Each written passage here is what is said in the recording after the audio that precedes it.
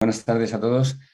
Vamos a dar comienzo a esta mesa que corresponde a la cuarta sesión de esta reunión que se titula Translational Medicine, Medicina Translacional.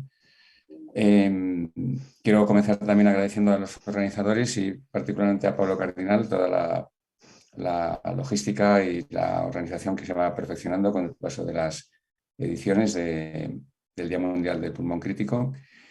Y contamos en esta mesa con Guillermo Muñiz Albaiceta, de Oviedo, con Gustavo Matute Bello, de Bethesda, en el NIH, y conmigo, José Ángel Lorente, de Getafe. Así que yo creo que podemos ya dar comienzo a la charla del doctor Muñiz Albaiceta, titulada El papel de la senescencia en el SDRA. Muchas gracias, José Ángel. Yo también me uno al agradecimiento a la organización y al moderador por la oportunidad de estar aquí presentando y discutiendo, bueno, pues gran parte del trabajo que hemos hecho en el laboratorio y que nos sirve un poco para ir pensando en nuevas hipótesis acerca de lo que luego vemos en los pacientes, que en el fondo es la idea de la medicina translacional. A ver, perdón, aquí. Todos hemos oído hablar mil veces del daño pulmonar inducido por la ventilación mecánica, en el que una fuerza física aplicada sobre el parénquima pulmonar, la presión, el volumen, en definitiva el estiramiento o el sometimiento de las células del tejido pulmonar a unos condicionantes físicos específicos, es convertido en una señal biológica como consecuencia de un proceso que llamamos de mecanotransducción. Las células identifican esa señal de estiramiento y tienen una respuesta biológica que desencadena pues, una gran variedad de respuestas de mecanismos, activa una serie de mecanismos intracelulares que son los responsables de lo que luego vemos en nuestros enfermos. En los últimos años se han ido identificando qué estructuras de cada célula son responsables de esta mecanotransducción. Las clásicas son las integrinas de la membrana, el citoesqueleto, pero desde hace ya unos años sabemos que la envoltura nuclear, la propia membrana nuclear, actúa como un mecanosensor y es capaz de detectar estiramiento, con la relevancia especial de que está en contacto íntimo con la cromatina. Estas interacciones físicas de la membrana nuclear con la cromatina subyacente regulan la expresión de genes y son responsables de diferentes respuestas que podemos identificar. En el primer trabajo que realizamos ya hace unos cuantos años, lo primero que vimos fue que cuando sometíamos tejido pulmonar a diferentes presiones durante ventilación mecánica, aumentaba la expresión de una proteína, la lamina A, que recubre por dentro esa envoltura nuclear y forma, cuando están sometidos a ventilación, una coraza, de tal forma que la envoltura nuclear se vuelve muy rígida.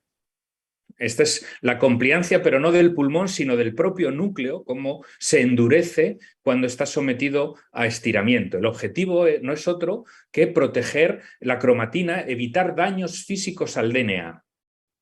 Este fenómeno no solo lo pudimos ver en animales de experimentación, sino también en biopsias de pacientes sometidos a ventilación mecánica. Estos puntos negros es el aumento en la expresión de lamina, tanto en pacientes sometidos a ventilación mecánica, independientemente de que tuvieran o no un criterio diagnóstico de distrés respiratorio.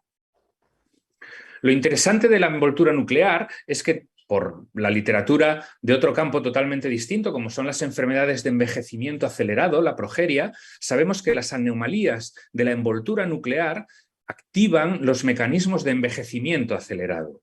Así que decidimos estudiar si esto ocurría también en nuestros ratones o en nuestros pacientes sometidos a ventilación mecánica. Para ello, lo primero que hicimos fue utilizar un modelo de ratón que tiene una mutación en una proteasa, no viene a cuento ahora, pero estos animales tienen un fenotipo de envejecimiento acelerado, con pérdida de masa muscular, pérdida de pelo, alteraciones osteoarticulares y una esperanza de vida muy reducida.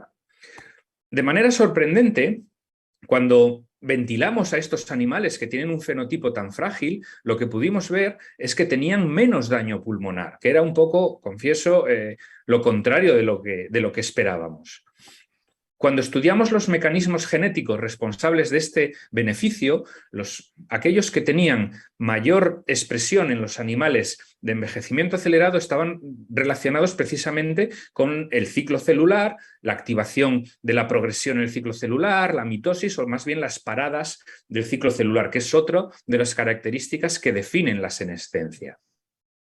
Se define como senescencia en términos biológicos una respuesta celular caracterizada por una detención del ciclo celular, una parada del ciclo celular estable y una serie de cambios fenotípicos, una reprogramación celular que incluye unos cambios proinflamatorios en la célula que presenta esta senescencia y en su entorno.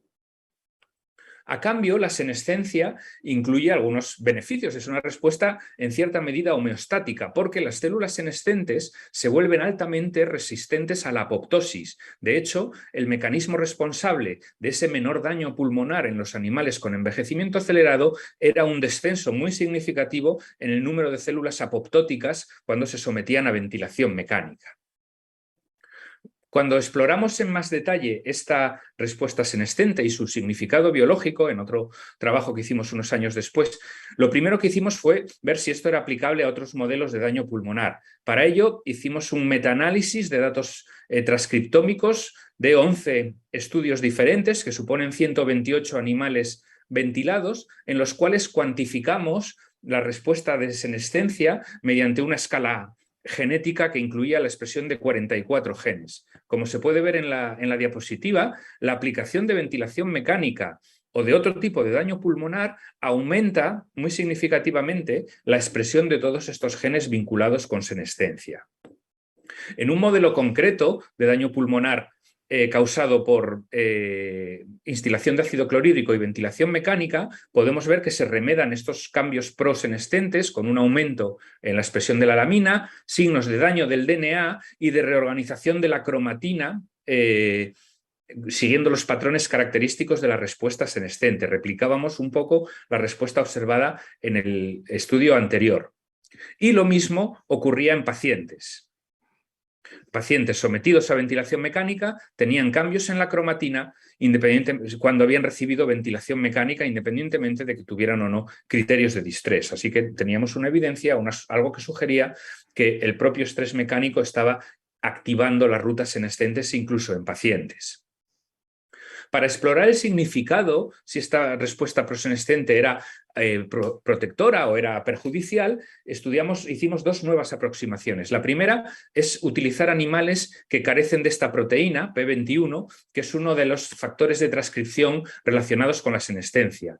Los animales que carecen de P21 no pueden activar esta respuesta senescente y, curiosamente, tienen más daño pulmonar, a expensas de un aumento masivo de las células apoptóticas en su parénquima pulmonar. Así que parece que en la fase aguda esta activación senescente tiene como objetivo el evitar la pérdida masiva de masa celular dentro del parénquima pulmonar como consecuencia de una apoptosis descontrolada. Podemos beneficiarnos también de esta respuesta usando una aproximación farmacológica. Es muy interesante que algunos antirretrovirales son capaces de activar estas rutas senescentes. El lopinavir, que se usa para el tratamiento de la infección por VIH, produce una activación de por ejemplo, un aumento de la expresión de P21 y una activación de la respuesta senescente en las células. Y los animales tratados con lopinavir y sometidos al daño pulmonar tenían mucho menos daño, como consecuencia, una vez más, de una apoptosis reducida. Así que en esta fase aguda, activar la respuesta senescente puede ser beneficioso. Así tenemos un modelo en el cual, en condiciones normales, fisiológicas, la activación de la respuesta senescente nos regula la cantidad de apoptosis que, a fin de cuentas, es uno de los componentes del daño pulmonar. Si bloqueamos la respuesta senescente, en la fase aguda vamos a tener mucha más apoptosis, mientras que la activación de la senescencia utilizando fármacos, lopinavir u otros, activa la expresión de P21, lo cual es un mecanismo antiapoptótico que reduce la lesión pulmonar. Pero claro, la activación indefinida de la respuesta senescente puede tener efectos perjudiciales a largo plazo.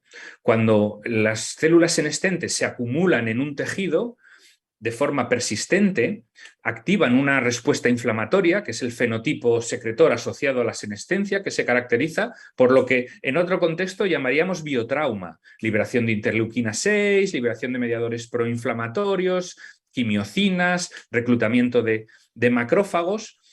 Si la respuesta es limitada, estas células senescentes se aclaran y el tejido se regenera. Pero si esto no es así, puede llevar a disfunción tisular, con una característica muy llamativa, que tampoco nos sorprenderá en este contexto, que es la fibrosis.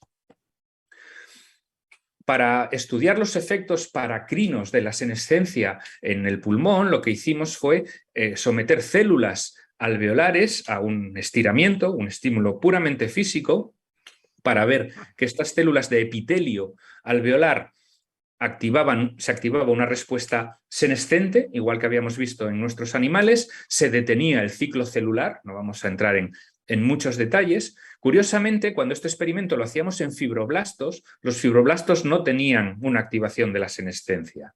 Sin embargo, cuando el medio de cultivo precondicionado de estas células senescentes se transfería a un cultivo de fibroblastos, estos fibroblastos se activaban. Podemos ver que en presencia, cuando estos fibroblastos se cultivan con medio que procede de células senescentes en un entorno, este entorno es profibrótico y los fibroblastos proliferan más rápidamente, cierran antes las heridas y, en definitiva, causan fibrosis. Por lo tanto, esto nos lleva a una sugerencia, ya siendo altamente especulativos y ya terminando la charla, que es la siguiente. Esta es una diapositiva que no viene de un artículo relacionado con nada de la UCI, sino con el envejecimiento como consecuencia de alguna agresión. Esencialmente, el artículo está redactado pensando en supervivientes al cáncer y quimioterapia. Pero si vemos gran parte de los síntomas que pueden ocurrir en estos pacientes en los que se atribuye un envejecimiento acelerado, no podríamos distinguirlo con fibrosis pulmonar, debilidad muscular, sarcopenia, deterioro cognitivo, de lo que actualmente en nuestro contexto llamamos síndrome post-UCI. Así que la pregunta, que luego, si quieren, podemos discutir es: ¿y si el síndrome post-UCI no es otra cosa que un síndrome de envejecimiento acelerado? Esto abriría la puerta al tratamiento de estas secuelas con fármacos senolíticos. Así que, para concluir, simplemente remarcar, ¿no?, que la lesión pulmonar aguda y el distrés respiratorio activa las rutas de senescencia, que en esta fase aguda tienen un papel probablemente protector, son homeostáticas. Y que esta respuesta aguda la podemos modular con diferentes aproximaciones, incluyendo fármacos. Así que es posible que tengamos una oportunidad terapéutica ahí. Pero el mantenimiento de esta respuesta prosenescente puede extenderse más allá del propio sitio de daño, que es el epitelio pulmonar, y tener consecuencias a largo plazo, incluyendo la creación de un ambiente profibrótico dentro del sistema respiratorio. Lo cual nos hace pensar, como decía hace un momento, que quizás hay un lugar para los senolíticos en el tratamiento del síndrome post-UCI. Muchas gracias, he estado, yo creo, en tiempo. Y nada más. Esto es lo que... Bueno, primero que nada, quiero, por supuesto, darle las gracias nuevamente a los organizadores por haberme invitado aquí a compartir estas palabras acerca de modelos de daño pulmonar agudo en el laboratorio, tanto animales como más allá, y cómo vamos al futuro. Y antes de empezar esta charla, quiero dar, bueno, la aclaratoria de que estas son mis opiniones personales y no las del Instituto Nacional de Salud de los Estados Unidos. Bueno, lo que voy a tratar de decirles hoy es básicamente empezar con la importancia del problema clínico, hablar un poco acerca del pasado y el presente, éxitos que existen y fallas de los modelos existentes de daño pulmonar agudo, y discutir un poco cuáles son las posibles causas por las cuales han habido fallas. De allí iremos bueno, ¿qué es exactamente un daño pulmonar agudo experimental en el laboratorio, un modelo de daño pulmonar agudo o de RDS? Y luego hablaremos un poco de una visión para el futuro, cómo poner todo esto junto. Bueno, Brevemente, porque yo creo que todo el mundo aquí es un experto en esto, el problema clínico obviamente es que la mortalidad por síndrome respiratorio no ha cambiado durante la última década y más de la última década, últimas 2 décadas. Y que a pesar de la enorme cantidad de estudios que se han realizado y todo el dinero que se ha gastado, aún no tenemos terapéuticas específicas y por lo tanto, no solamente tenemos un problema de salud pública, sino además permanecemos totalmente vulnerables a patógenos respiratorios, como acabamos de ver en la reciente pandemia. Esta diapositiva simplemente ilustra este problema muy claramente. A la izquierda tenemos muertes por insuficiencia respiratoria y a la derecha muertes por ARDS en los Estados Unidos basado en certificados de función, los códigos ICD-10. O sea que hay que tomarlo con un poquito, puede haber overlap entre ambos, pero es terrible que la mortalidad por ARDS no ha cambiado y la mortalidad por insuficiencia respiratoria más bien ha aumentado entre 2014 y 2018. Entonces, bueno, obviamente, ¿qué ha pasado, no? Con todos los experimentos que se han hecho. Ahora, es fácil decir, bueno, lo que pasa es que nuestros modelos animales realmente ese es un paradigma exhausto, eso no sirve, pero hay que recordar que han habido éxitos fundamentales. Por ejemplo, la primera intervención que realmente resultó en una disminución fundamental de la mortalidad en ARDS, que es la ventilación con bajos volúmenes corrientes, fue directamente derivada de estudios en el laboratorio durante las décadas precedentes que empezaron a demostrar que la ventilación positiva causa edema pulmonar, a demostrar que eso tiene que ver con una activación de una respuesta inflamatoria y de otros problemas. Eso fue la base del ARMA trial. De finales de los 90. Y la segunda intervención, que ha resultado en una disminución de mortalidad, que es la posición pronada, también se basó en gran parte en estudios animales. Por ejemplo, Rick Albert en 1987 estaba estudiando posición pronada en modelos animales causados por ácido oleico, y eso es simplemente uno de los miles de estudios que se han hecho. Muchos de las personas que están en esta charla, en esta charla, han participado en esas investigaciones. Es decir, ha habido éxitos, pero obviamente el gran fracaso es que ningún estudio que se ha hecho para terapéuticas ha resultado positivo al llevarlo a los pacientes. Bueno, ¿por qué? Bueno, en el año 2010, hace un poquito más de 10 años, en la Asociación Americana del Tórax, ATS, empezamos a pensar acerca de esto, y nuestra respuesta entonces era, bueno, parte de lo que pasa es que ningún modelo animal experimental de ARDS realmente reproduce todas las características del proceso humano. Más acerca de esto después.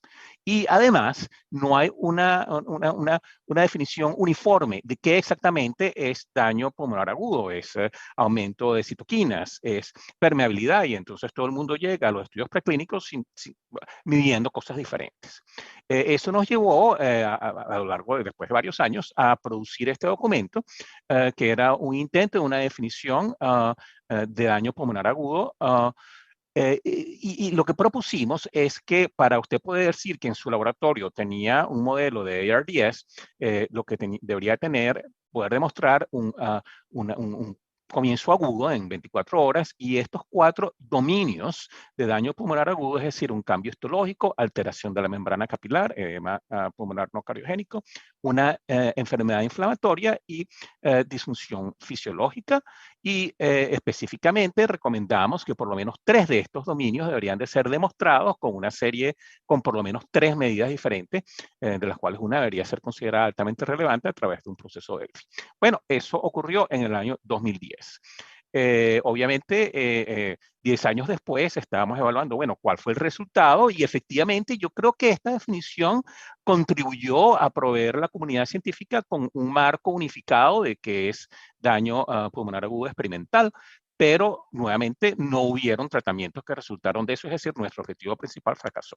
Entonces decimos, bueno, hay que hacer una reevaluación de esto, hace falta un update. Que fue publicado el año pasado. Fue un esfuerzo que fue liderado por Chris Kulkarni en Washington University en St. Louis, con Janet Lee, Julie Basarashi, Wolfgang Kubler, Greg Downey, Guillermo participó de esto. Y básicamente cuando empezamos a reunirnos, cosas que es fundamental recordar por qué hemos fracasado. Primero, es fundamental recordar que ARDS es un síndrome y no una enfermedad, que resulta de múltiples mecanismos patobiológicos que interactúan con el huésped y con el ambiente. Factores patobiológicos, por ejemplo, hablamos de fenotipos, alta y baja inflamación.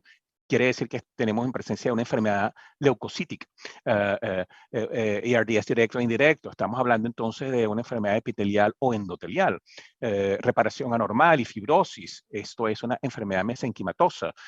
A lo mejor unos pacientes tienen defectos en uno de estos mecanismos patobiológicos, otros en otro. Múltiples enfermedades que interactúan con los factores del huésped y con factores del ambiente, incluyendo nivel socioeconómico, acceso al sistema de salud.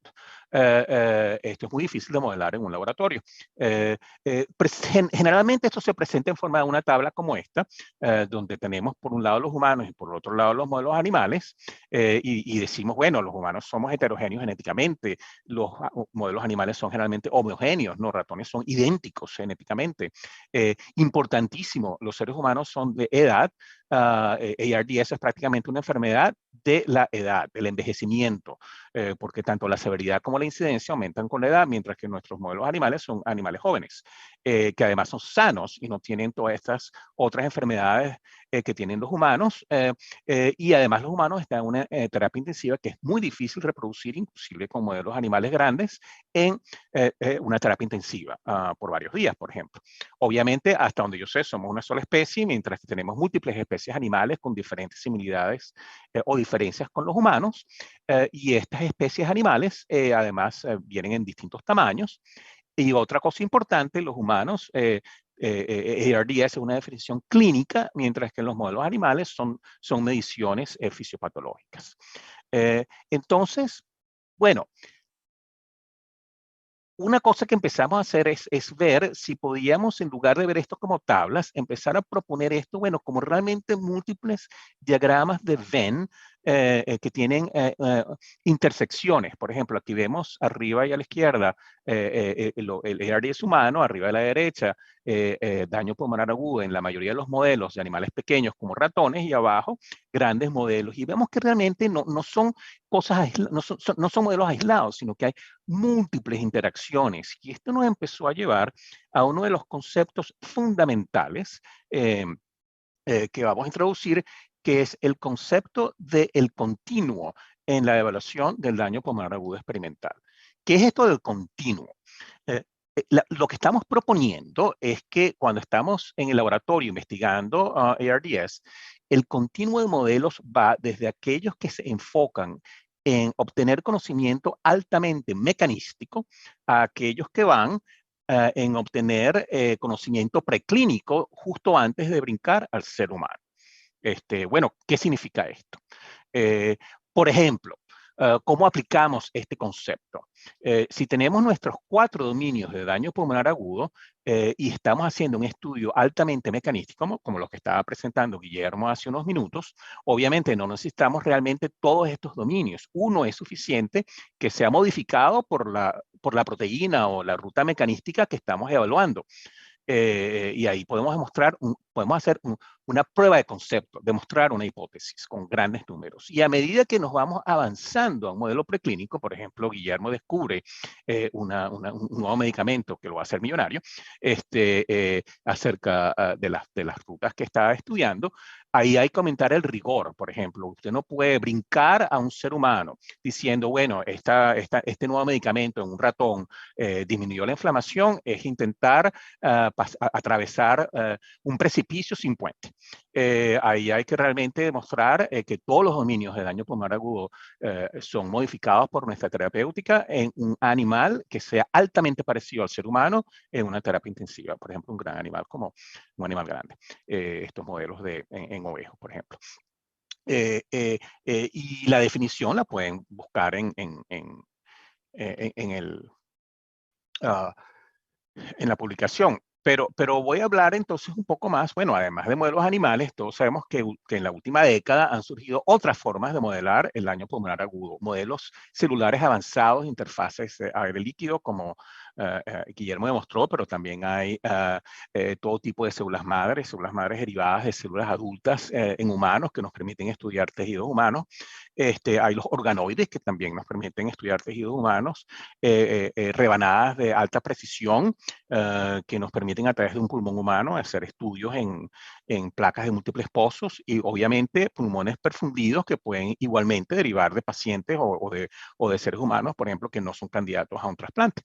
Y hay nuevas modalidades de medir los cambios, por ejemplo, biología de sistemas, todos los omics. Frente a estos cambios, bueno, con todos estos nuevos modelos que tenemos, ¿podemos decir que los modelos animales siguen siendo válidos para estudiar ARDS? Y mi respuesta nuevamente es, yo creo que sí. Hay un nivel, sí siguen siendo válidos. Pero ¿cómo? Vamos a poner todo esto junto. La proposición del continuo también quiere decir que si nosotros estamos estudiando un mecanismo, como lo dije, estudios con células, líneas celulares, organoides, animales pequeños, por ejemplo, ratones, nos permiten estudiar con grandes números, evaluar una prueba del concepto mecanístico, demostrar una hipótesis o demostrar que es falsa. Si es falsa, ver qué fue lo que pasó. Y para esto, nuevamente, animales pequeños y estudios con células, líneas celulares, yo creo que es adecuado, pero cuando nos empezamos a acercar al ser humano, hay que aproximarnos con tejidos humanos como rebanadas de precisión, pulmones ex vivo, modelos de animales grandes, las famosas terapias intensivas de oveos, por ejemplo, donde vamos realmente a demostrar la relevancia preclínica, pero estamos limitados a números pequeños. Estos son estudios todos donde no vamos a tener una gran cantidad de pulmones ex vivo, ¿no? Para llegar aquí tenemos que haber demostrado la prueba de concepto a nivel mecanístico. Y finalmente, si tenemos éxito aquí, podemos entonces brincar al ser humano, hacer nuestros primeros estudios preclínicos con la droga que hemos desarrollado a partir de todo este proceso. Pero aquí viene lo que yo diría es otro factor importante que no creo que hayamos hecho realmente en las últimas décadas, que es, bueno, ¿qué pasa si nuevamente nuestra droga fracasó? Después de todo esto, funcionó muy bien en la parte mecanística y preclínica, pero el estudio humano, millones de dólares, fue negativo. Es, yo creo, importante regresar nuevamente al principio y decir, bueno, ¿por qué fracasó esta droga? No es que la vamos simplemente a botar a la basura, esto ya no sirvió, sino ¿qué fue lo que pasó? Se trató que estábamos estudiando una población donde el mecanismo patobiológico fundamental no era la que habíamos estudiado en nuestros estudios preclínicos. Se trata de que eran factores ambientales. ¿Cuál fue el problema? ¿Por qué el estudio fue negativo? De manera que entramos en un sistema iterativo que idealmente pienso yo, pudiera acelerar el descubrimiento de terapéuticas que realmente sean específicas y altamente eficaces, probablemente altamente personalizadas también. El futuro yo creo que va a ser identificar la enfermedad, no el síndrome, y en base a esa enfermedad proveer el tratamiento o los tratamientos combinados. Con eso, bueno, voy a terminar. Yo creo que he tratado de cumplir con la cobertura de estos distintos tópicos y hacia el final, bueno, responderé todas las preguntas que pueda responder. Muchas gracias.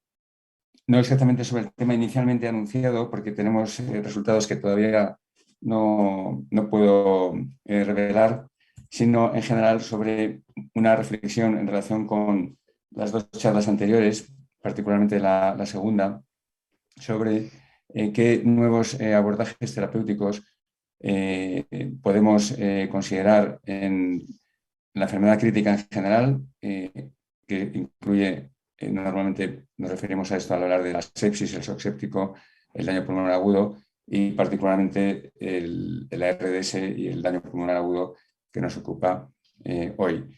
En el contexto de experiencias previas y de reflexiones sobre por qué también los estudios hasta ahora, por lo menos sobre intervenciones farmacológicas, han fallado, en términos generales, en la enfermedad crítica. Primero, es apropiada una reflexión sobre cuál es la selección de la población diana que puede determinar, o sabemos que determina, la eficacia de los tratamientos testados. En segundo lugar, algunas consideraciones sobre el fallo de la traslación de modelos animales a la situación clínica. Algunas reflexiones sobre qué sabemos sobre la importancia de seleccionar una dosis adecuada de la intervención concreta y también una consideración sobre el posible poder insuficiente, el error beta de los ensayos clínicos para demostrar eficacia. Y finalmente, la importancia del reconocimiento de fenotipos dentro de la condición que estemos estudiando en concreto. Nosotros ya demostramos, en este caso, en modelos animales de sepsis heterogéneos, que la selección del modelo se asocia con la probabilidad de efecto beneficioso de la intervención. Concretamente, una revisión de todos los estudios sobre terapias anti-TNF de diversa índole, desde fármacos como la talidomida hasta modificación genética, hasta tratamiento con anticuerpos anti-TNF o receptores solubles del TNF, cualquier intervención imaginable sobre el TNF. Hicimos un pool de todos esos estudios y vimos características comunes. Por ejemplo, aquí representamos el número de estudios que demuestran éxito, beneficio, no efecto o daño, según el modelo. Se aprecia que si el modelo consiste en una infección masiva, podríamos decir, con una mayor afectación sistémica, como es la bacteriemia, en comparación, por ejemplo, en el otro extremo, con infección de tejidos blandos, el número de estudios que muestran beneficio es mucho mayor que el que muestra no efecto o daño. Y también, otro hallazgo interesante, conocido también y de ensayos clínicos en pacientes, la mortalidad del grupo control es muy importante para maximizar el efecto beneficioso. Efectivamente, si la mortalidad del grupo control es muy elevada, el número de estudios que muestran beneficio en comparación con lo que muestran no efecto o daño es mucho mayor en comparación con los modelos en los cuales la mortalidad del grupo control es menor. Es decir, que estas consideraciones han de ser tenidas en cuenta para valorar la ausencia de efecto de los modelos animales. Y también, en el caso de la sepsis, es particularmente manifiesto la susceptibilidad de los animales al insulto concreto. Por ejemplo, sabemos que los roedores son muy resistentes a la endotoxina y requieren dosis muy elevadas de endotoxina en relación con los humanos y eso ha de ser considerado a la hora de valorar los resultados. La edad, naturalmente, como se ha comentado previamente, los animales suelen corresponder, particularmente los roedores, a animales jóvenes. A veces, en el caso, por ejemplo, de algunos modelos en cerdos, pueden ser incluso preadolescentes y, desde luego, la traslación de esos resultados a adultos humanos no puede no ser adecuada, ¿no? También sabemos que la edad afecta la respuesta a las citoquinas. Es mayor esta respuesta, así como la mortalidad, en ancianos, en animales mayores que en animales jóvenes. Y el género también es muy importante porque generalmente, por lo menos hasta ahora, el sexo de los animales cuando se estudian roedores es machos y no incluye hembras, y en parte por aumentar la homogeneidad de la situación fisiológica y hormonal, pero esto desde luego limita la traslación, la capacidad de trasladar los resultados a humanos. Sabemos también, por ejemplo, en el PRAUE se demostró que precisamente los hombres tenían un mayor beneficio que las mujeres de esta intervención, que era la administración de proteína C activada, con una mortalidad una mortalidad inferior en mujeres. El soporte que se proporciona a los modelos es también muy importante.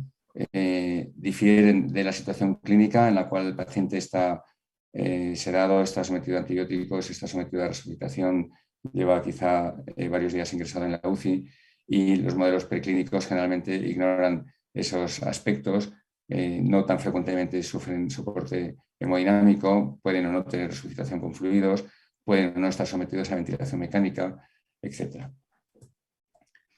La dosis es particularmente interesante valorar el efecto que puede tener sobre el éxito del estudio. Este ejemplo es muy paradigmático, aun cuando se refiere a pacientes con shock séptico, en el cual se testó la eficacia de un inhibidor de la neosintasa, la L-N-monometilarginina, en pacientes con shock séptico en un estudio en fase 2 que fue seguido de un estudio en fase 3 tras el éxito que se demostró en estos 312 enfermos que mostraban una elevación de la presión arterial y una mayor resolución del shock después de 3 días de tratamiento con este agente que disminuye, que inhibe la síntesis de NO, de óxido nítrico, que es un vasodilatador que se conoce que tiene un papel importante en la disfunción celular realmente y en los cambios hemodinámicos de la sepsis. Sin embargo, este estudio que demostró estos cambios beneficiosos, aumento de la presión arterial, aumento de la esencia vascular, fue seguido de un estudio en fase 3 en el que, usando dosis diferentes y un protocolo de administración diferente, se administró también a enfermos con shock séptico este mismo agente inhibidor de la neosintasa, la L-N-monometilarginina, y el ensayo clínico se detuvo de forma precoz cuando se observó que la mortalidad al día 28 era de 59% en el grupo tratado y de 49% en el grupo placebo. Es decir, más mortalidad en el grupo tratado, y cuando se demostró efectivamente que esa mortalidad esa diferencia en las curvas de Kaplan-Meier empezaba realmente de forma precoz después del tratamiento, durante los primeros días de estudio, y era acompañada de una mayor incidencia de como causa de muerte, cuando la identificaron los investigadores, de problemas cardíacos, más frecuentemente en el grupo tratado y en el grupo placebo, y también más shock refractario. La diferencia entre este estudio y el beneficioso, el que mostró beneficio en fase 2, se debería a varios factores que se analizaron con detalle, lógicamente. Uno de ellos era el protocolo de administración, que permitía un aumento más rápido y agresivo de la dosis en el segundo estudio en fase 3.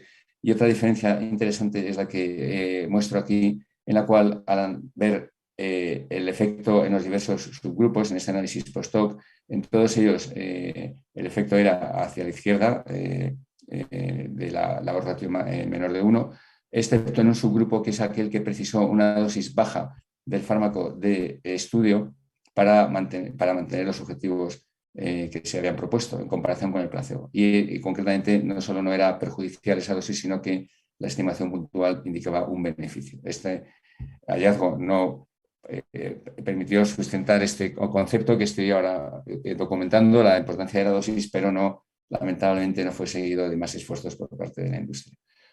Otro tema interesante es el poder de los estudios. Todos conocemos y aceptamos la idea de que las terapias antiinflamatorias en general no han sido beneficiosas en la enfermedad crítica en general, daño pulmonar agudo, shock séptico, sepsis en general, pero metaanálisis han demostrado que esta noción no es realmente correcta.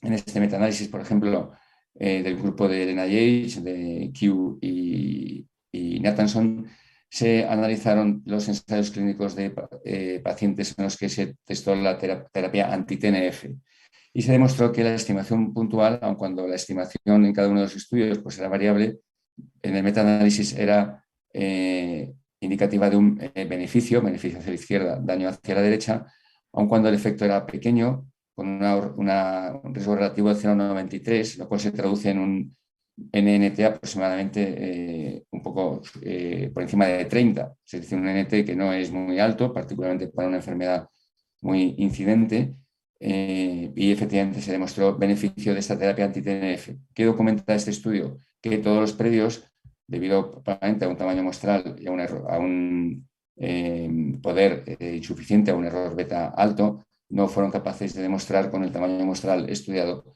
este tratamiento eficaz. Y el análisis de subgrupos también permite sacar algunas conclusiones generadoras de hipótesis. Por ejemplo, el tratamiento con diferentes estrategias anti-TNF no produce los mismos efectos. En este caso, en el panel superior se representa el tratamiento con anti-TNF monoclonal, en el panel medio policlonal y en los dos paneles inferiores receptores, los dos receptores solubles del TNF, el P55 y el P75. Y se aprecia que solo posiblemente el tratamiento con anticuerpos monoclonales y no con los receptores solubles o anticuerpos policlonales puede ser beneficioso. Y finalmente, para terminar en la última parte, la importancia del reconocimiento de fenotipo. Desde la descripción original, que este es el paper y las fotos del paper del año 67, describiendo los 12 casos de ARDS primeros, aun cuando posiblemente haya antecedentes previos de casos similares que no fueron reconocidos como con este nuevo nombre de ARDS, se describieron estos pacientes. Se aceptó desde entonces el concepto por todos los expertos y en todos los ensayos clínicos, revisiones, etcétera, de en qué consiste esta enfermedad. Sin embargo, y aquí se representan fotos que aparecen publicadas en el paper de edema pulmonar no cardiogénico debido a diferentes causas, con hallazgos histológicos comunes en las autopsias de los enfermos que fallecieron. Sin embargo, este concepto de ARDS como una entidad clínico-patológica ha sido retado desde cuando se han estudiado los cambios histológicos de pacientes con diagnóstico clínico de ARDS en estudios post-mortem o con biopsias, y se ha demostrado que solo un porcentaje bajo de pacientes presenta los cambios histológicos que se consideran que forman parte de la entidad clínico-patológica del ARDS. En este estudio de nuestro grupo se demostró que analizando pacientes que hayan fallecido, más de 700 enfermos, la presencia de DAD como característica histológica que forma parte del síndrome se presentaba solo en más o menos la mitad de los casos, aquí en blanco en cada una de las categorías de gravedad de los pacientes, menos frecuentemente en los pacientes con ARDS leve y más frecuente en los pacientes con ARDS grave. Pero en cualquier caso, en general, solo la mitad de los casos presentan este correlato histológico. De forma que sabemos que cuando el clínico se enfrenta ante esta situación, que conocemos como ARDS, con estos cambios radiológicos y en la función pulmonar, etcétera, la histología que subyace, solo la mitad de los casos presentarán DAD y la otra mitad presentarán otras condiciones que uno puede aceptar que clínicamente, efectivamente, puesto que cumplen los criterios aceptados, pueden ser diagnosticados de ARDS, pero que ciertamente no comparten la misma patogénesis ni patofisiología y por lo tanto no van a responder al mismo tratamiento ni van a tener los mismos biomarcadores ni los mismos factores de riesgo. Por eso es importante identificar estas condiciones que están englobadas bajo el mismo paraguas o lo que hoy llamamos los subfenotipos dentro de la síndrome caracterizado por una serie de criterios clínicos.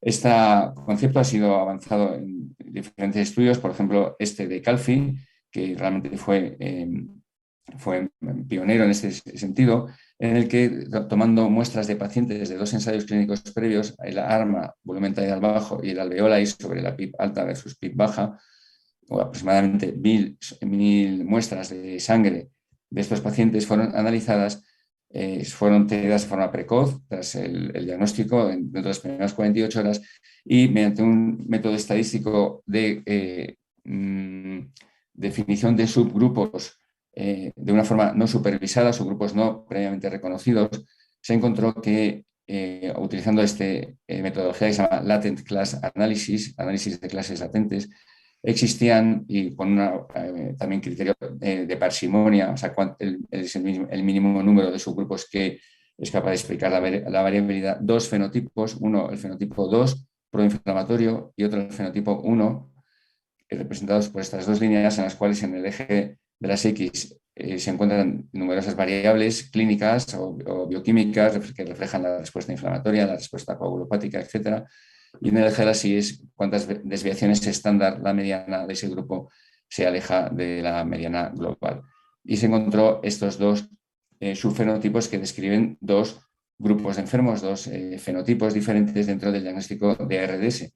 Lo importante no es solo este descubrimiento, sino el darnos cuenta de que esos fenotipos tienen relevancia clínica más allá del interés, podríamos decir, académico. Y es que corresponden a, tanto en los pacientes que procedían del ensayo clínico ARMA como del alveoli con diferentes mortalidades. El fenotipo 2, el proinflamatorio, presenta una mortalidad más alta en los dos cohortes de pacientes.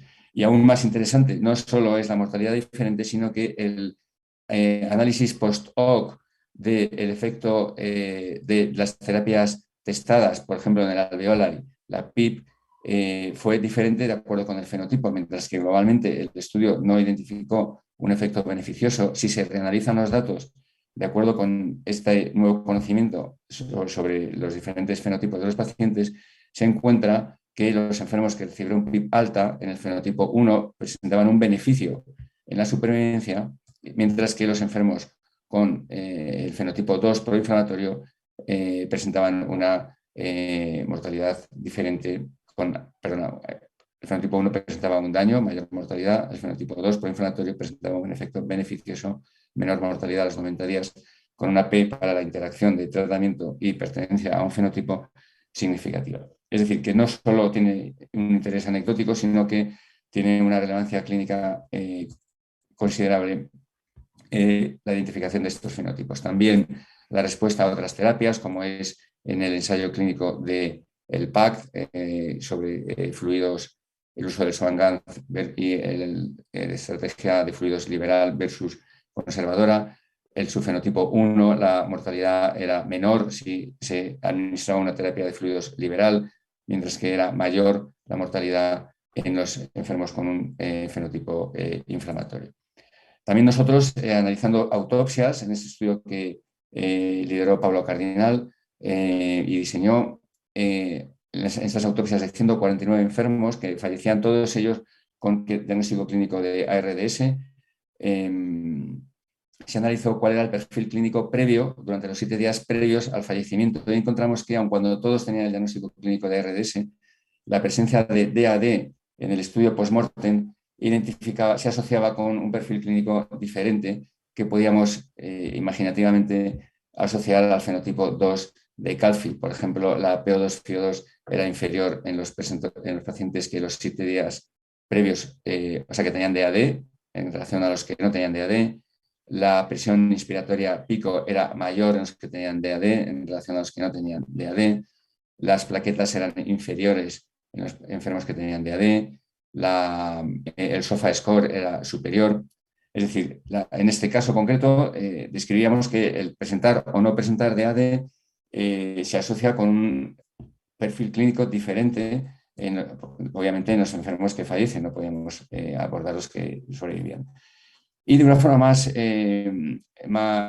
abordable en pacientes que no necesariamente fallecen, hemos estudiado el perfil metabolómico de los enfermos para descubrir si difiere en los pacientes que tienen ARDS de los que no tienen ARDS o en pacientes que tienen una etiología viral versus una etiología bacteriana. La metabolómica es una técnica que de forma no supervisada describe el patrón de metabolitos pequeños en una muestra, que puede ser de suero, de tejido, o de plasma, o de otros fluidos, para definir subgrupos de pacientes. Y ya en animales con sepsis describimos como prueba de concepto que el perfil metabolómico era diferente. Aquí tenemos un método de análisis no supervisado que se llama PCA, Principal Component Analysis, de muestras de fluido broncoalveolar, de tejido pulmonar y de suero, y se demostraba que el perfil identificado por la espectroscopía de resonancia magnética difería en animales sépticos y no sépticos, con unos cambios en metabolitos que en general están en relación con el metabolismo energético y el estrés oxidativo. Después también estudiamos animales con Billy y también demostramos de forma semejante que los animales con Billy en rojo presentan un patrón metabolómico diferente que los animales control, y esto podría permitir la identificación de Billy en su avance en este concepto en pacientes sometidos a ventilación mecánica.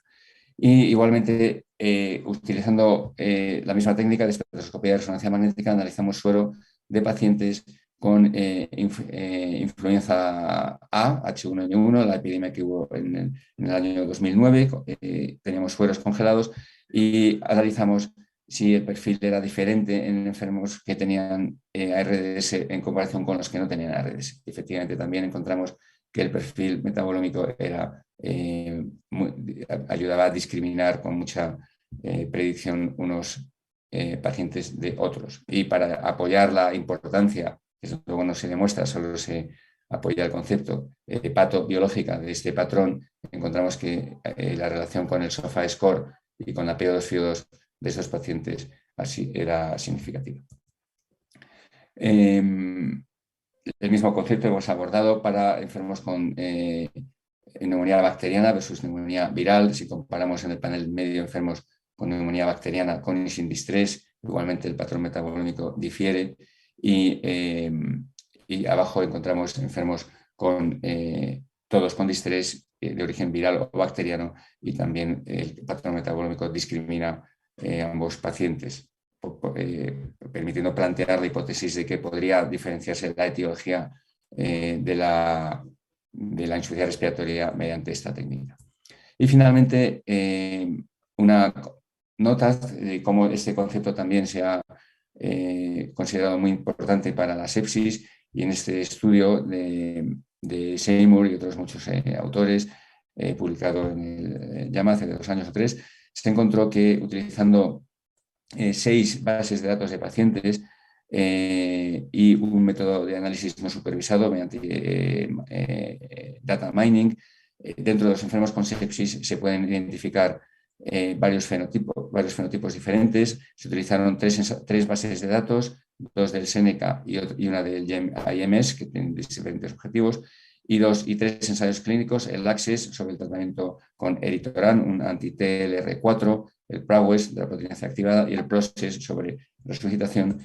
Y se encontró que mediante esta técnica de data mining existían 4 fenotipos en estos pacientes que tienen distinto perfil de disfunción de órganos, de edad, de comorbilidad y, muy importante, de mortalidad.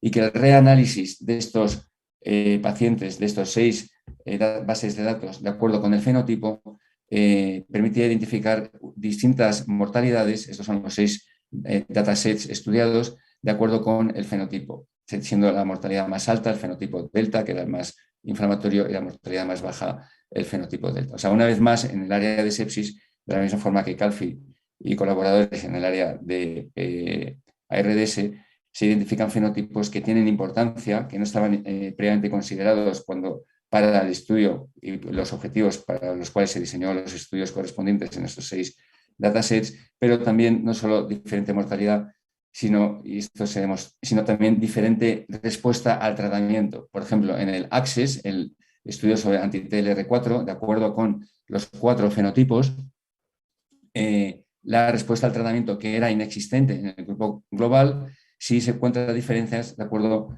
con los fenotipos reanalizados a posteriori. Lo mismo pasa con el PROGRESS, en el cual hay un efecto beneficioso, pero ese efecto beneficioso era diferente según los diferentes fenotipos. Y haciendo una simulación de cómo cambiaría el efecto del tratamiento si cambiara la frecuencia del fenotipo dentro de cada estudio. Aquí se representan los 3 ensayos clínicos, pero solo a modo de ejemplo. Por ejemplo, los 3 paneles del medio es el PROGRESS, proteína C activada, se encontró beneficio en verde y daño y ausencia de efecto en gris, de acuerdo con la distribución de fenotipos real del ensayo clínico. Si esa distribución cambiara de forma predefinida, o sea que estos son 4 ejemplos de cómo cambia con cambio de la frecuencia de fenotipo, como se indica en estos 4 paneles de arriba, la probabilidad de beneficio disminuiría notablemente según va aumentando la frecuencia del fenotipo delta. Así que, en conclusión, se pueden plantear diferentes avances futuros para intentar maximizar la probabilidad de encontrar un efecto beneficioso tanto en modelos preclínicos como en estudios en humanos de diferentes intervenciones farmacológicas. Una es una mejor identificación de fenotipos. Estamos dando los primeros pasos tanto en la sepsis como en la ARDS, una mejor caracterización de la patofisiología que se pretende abordar con el tratamiento. Puede ser una disminución de la permeabilidad alveolar capilar o de la senescencia o de lo que sea, pero esa patofisiología ha de ser bien caracterizada para ser abordada de forma más eficaz por la intervención que se planea testar. Y finalmente, el uso de modelos más clínicamente relevantes, lo cual cae plenamente en la charla previamente de Gustavo. Así que muchas gracias. Guillermo, una pregunta que tenga yo mientras alguien más plantea algo. ¿Podrías resumir, porque ha sido muy, muy rica en información la historia que has contado de la investigación de tu grupo, cuál es el paradigma de la senescencia y cómo llegas a concluir que sería interesante posiblemente inhibir esas vías? Sí, además creo que bueno, por echar un poco de leña al fuego del debate, por lo siguiente, lo que creemos que ilustra nuestro trabajo es que una respuesta que se da durante el daño pulmonar, que es la activación de rutas senescentes, en realidad a corto plazo tiene un papel protector. Y por tanto su inhibición resulta aún perjudicial. No todo lo que vemos que aparece, de hecho yo casi apostaría que la mayor parte de lo que vemos, los mecanismos que identificamos en estos modelos preclínicos de los que hablaba Gus, son en realidad factores adaptativos, no son patogénicos. Podemos bromear un poco, decirlo de manera muy sencilla, si la interleuquina 6 fuese claramente perjudicial, hubiese sido seleccionada durante unos pocos miles de años de evolución y no jugaría el papel tan decisivo que juega. Así que inhibirla alegremente creo que es peligroso. En el caso de la senescencia, desde luego, inhibirla a corto plazo es perjudicial porque abre la puerta a una apoptosis masiva en el epitelio y eso causa aún más daño. A cambio, su mantenimiento a largo plazo sí que puede ser perjudicial. Así que estamos hablando de dos cosas distintas. La primera, más sencilla, es que cada fármaco o cada intervención que testamos no solo tiene que tener una diana adecuada, sino probablemente un tiempo, porque la mayor parte de los factores que vemos es en realidad protector. Podríamos poner otro ejemplo que son los neutrófilos. Todos sabemos que los neutrófilos causan daño, pero también sabemos muy bien qué pasa a nuestros pacientes neutropénicos, que tienen un pronóstico muy malo y ahora sabemos que también juegan un papel en la reparación pulmonar. Así que tampoco debemos ser cautos a la hora de seleccionar cuáles son nuestros objetivos terapéuticos. Y el segundo factor ya no es solo el tiempo, sino quizás que en el contexto del distrés respiratorio, donde la mayor parte de las causas desencadenantes de enfermedad ya están resueltas, cuando un paciente tiene una sepsis, la verdad es que en pocas horas los hemocultivos son negativos, los antibióticos logran controlar el foco, el cirujano ha limpiado ese peritoneo, lo que sea, o sea que estamos tratando la respuesta del paciente a una agresión que ya no está. Una respuesta que, como ya dije, está probablemente optimizada por miles de años de evolución. Mejorar eso es altamente complicado. Así que creo que bueno, los modelos, estoy de acuerdo, el concepto de continuo es fundamental y yo lo extendería hasta la fase 4 de los ensayos clínicos, porque cada salto lleva sus dificultades. Pero es que además igual no tenemos tantos objetivos terapéuticos como realmente pensamos. Muy interesante, Guillermo.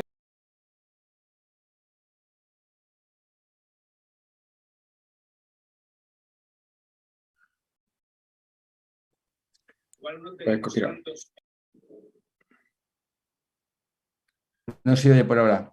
Sí, no, alguien en el chat, Francisco Javier Chávez, dice que el modelo experimental común de daño pulmonar en animales se genera la mayor parte de las veces con aplicación de solución salina. Entiendo que se refiere al modelo de lavado broncoalveolar. Pregunta si hay modelos generados de otra forma o si hay variación en la concentración de solución salina utilizada. Yo no tengo experiencia en el modelo de lavado, Gustavo, no sé si tú la tienes o alguna opinión al respecto. Sí, el lavado de solución salina es un modelo que ha sido utilizado prácticamente desde principios de los años 60 y se originó, el concepto original era un modelo de depresión de surfactante. Porque con las múltiples lavados de solución salina lo que uno está haciendo es depletando el surfactante pulmonar, lo que lleva por supuesto al problema de atelectasis repetitiva y un daño pulmonar que puede ser importante. Este modelo nuevamente tiene su aplicación específica en ese tipo de casos, pero es uno de los muchos modelos que existen disponibles, ¿no? Hay muchos papers que revisan los distintos modelos pulmonares. La solución salina generalmente es simplemente solución salina, ¿no? 0.9% NaCl, porque nuevamente el intento es simplemente hacer una washout del surfactante. Ese fue el objetivo con el cual se creó el modelo originalmente. Yo creo que algún grupo añadía a la solución salina algún detergente tipo Twin para hacer el lavado del surfactante de forma más eficaz, pero no estoy seguro. Sí, bueno, a partir de ese principio hubieron muchísimas modificaciones que dependían pues, de las preguntas científicas específicas, ¿no? Pero ese fue el modelo original, ¿no? Que todavía funciona. Claro, pero eso es interesante desde el punto de vista de la discusión de los modelos, porque este modelo es exclusivamente causado por depresión del surfactante, o sea, que causa los cambios mecánicos característicos de la RDS. Yo creo que no se acompaña de inflamación, creo, y por tanto reproduce solo, en la línea de lo que tú has dicho del continuum, ¿no? Y de identificar la patofisiología, reproduce solo un aspecto de la RDS, ¿no? Por eso yo pienso que la pregunta que uno muchas veces escucha, ¿cuál es el mejor modelo de daño pulmonar agudo? Esa es una pregunta que realmente no se puede responder. El mejor modelo es el adecuado para su pregunta científica específica. No sé si me están escuchando o me congelé Sí, aquí. sí. De su pregunta específica. Si usted es una persona que está estudiando, por ejemplo, manera de tratar el surfactante, pues obviamente este modelo es el modelo ideal. Pero si usted es una persona que está estudiando senescencia, quizás quiere estudiar un modelo que se caracterice por un daño importante, activación de las rutas senescentes, como nos ha mostrado Guillermo. Es decir, que al principio, en la parte mecanística, el mejor modelo es el que causa una modificación de la ruta mecanística que usted está estudiando simplemente. Y a medida que usted va progresando al ser humano, hay que introducir ya el cuadro modelos que, bueno, que vayan más allá de esa ruta mecanística específica, ¿no? Para antes de hacer el brinco al humano. Pienso yo, mi opinión. Y nada, pues agradecer a la organización una vez más la invitación a organizar esta mesa con tan distinguidos científicos como se ha demostrado. Y nada, y seguimos adelante. Muchas gracias, Gustavo, y muchas gracias, Guillermo, por vuestro tiempo y la charla tan brillante que hemos escuchado. Gracias. Gracias.